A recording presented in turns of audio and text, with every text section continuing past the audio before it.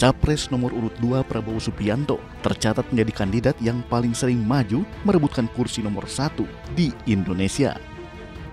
Kembali maju untuk keempat kalinya sebagai calon presiden, Prabowo mulai mengubah citranya di hadapan para pendukungnya. Di usianya yang sudah 72 tahun, Prabowo Subianto rela tampil menggemaskan dengan berjoget gemoy, baik saat berkampanye maupun saat berdebat.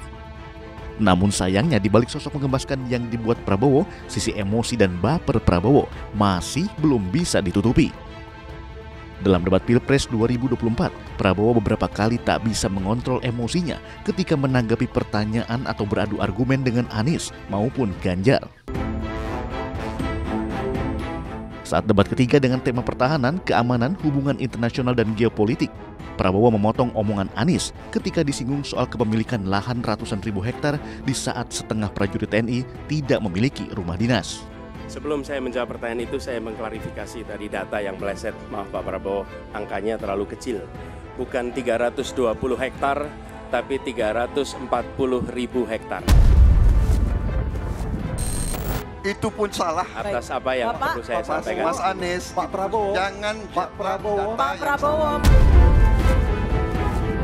mohon maaf, ini mohon nanti tenang ada dulu kesempatannya, hadirin. baik. Mohon tenang. Harap tenang. Mohon tenang. Kekesalan Prabowo terhadap kritik Anies atas kepemilikan lahan ratusan ribu hektar bahkan terbawa hingga debat berakhir. Di hadapan ribuan pendukungnya saat berkampanye di Pekanbaru, Riau, 9 Januari lalu, Prabowo sempat meluapkan kekesalannya terhadap serangan Anies tersebut. Ada pula yang nyinggung-nyinggung. Punya tanah berapa, punya tanah ini. Dia pinter atau sih? Itu tanah negara, saudara. Tanah rakyat, tanah bangsa. Daripada dikuasai orang asing, lebih baik Prabowo yang mengelola. Nggak usah dibawa-bawa debat lah. Anda hanya memperlihatkan Anda.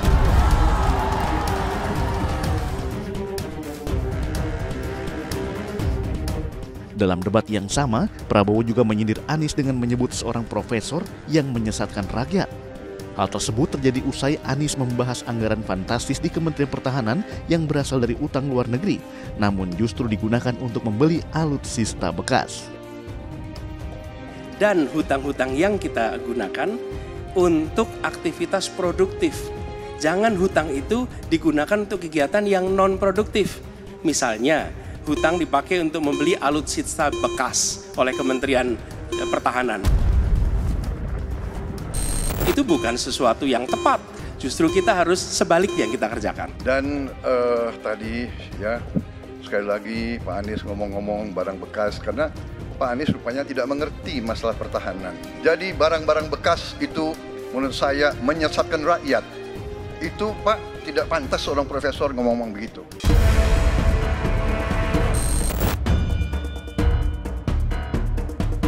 Kebaperan Prabowo juga terlihat usai Anies dan Ganjar kompak memberikan nilai rendah untuk kinerja Kementerian Pertahanan di bawah kepemimpinannya. Terkait dengan pertahanan, berapa skor yang Bapak berikan atas kinerja Kementerian Pertahanan yang dipimpin oleh Bapak Prabowo? Silakan Pak Ganjar. 5 juga. Saya punya datanya dan kemudian akan saya sampaikan. Mas Anies gak usah takut. Disebut aja angkanya berapa gitu loh. Kayak saya gitu loh. Jangan di bawah 5, sebut aja berapa. 11 Mas, dari 100. Ini sedikit ngajari kendel Mas Anies biar berani. Kekecewaan terhadap lawan debatnya juga diluapkan Prabowo saat berkampanye di Palembang pada 10 Januari lalu.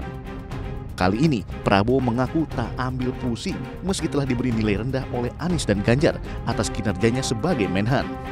Ada yang mau kasih saya nilai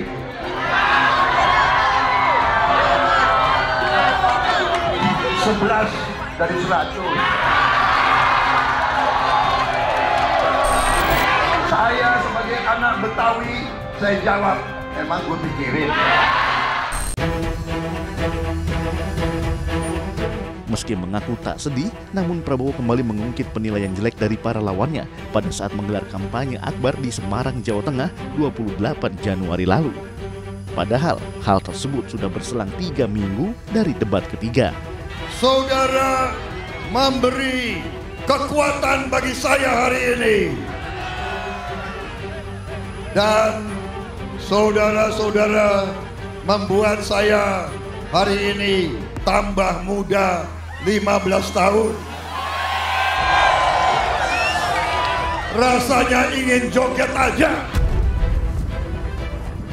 Tapi saya nanti dimarahin lagi. Nanti aku dikasih nilai 11 lagi.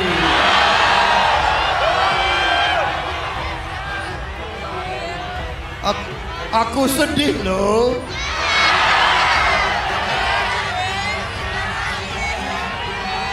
Sorry ya.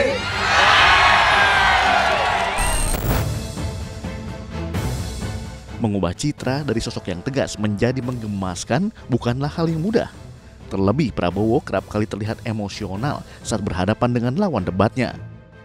Sikap tersebut pun mendapat catatan dari sejumlah tokoh nasional. Seperti apa selengkapnya hanya di iNews File.